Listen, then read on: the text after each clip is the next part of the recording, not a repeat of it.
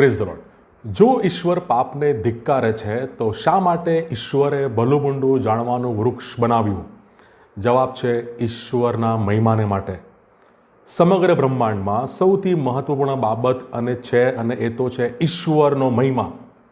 જો પાપ ન હોત તો ક્ષમા ન હોત, અને ઈશ્વર તેમની દયા, કૃપા, માફી, પ્રેમ અને પવિત્રતા એ દર્શાવવા માગે છે. તે બતાવવા માગે છે કે બચાવનાર, તારણહાર એકમાત્ર તે એક જ છે.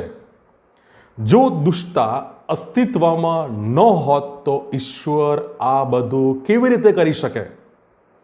અને તે બધી બાબત એ ઈશ્વરના મહિમાને માટે છે.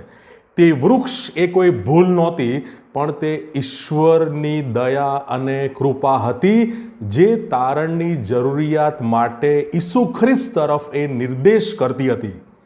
એ વૃક્ષે આપણને બતાવ્યું કે આપણે પાપમાં ખોવાયેલા છે, પાપમાં ભટકેલા છે, અને કાલ્વરીના એ વૃક્ષ, એ વધસ્તંભે બતાવ્યું કે આપણે ખ્રિસ્તમાં ઈશ્વરનો પ્રેમ, દયા, માફી આપણે પામ્યા છે.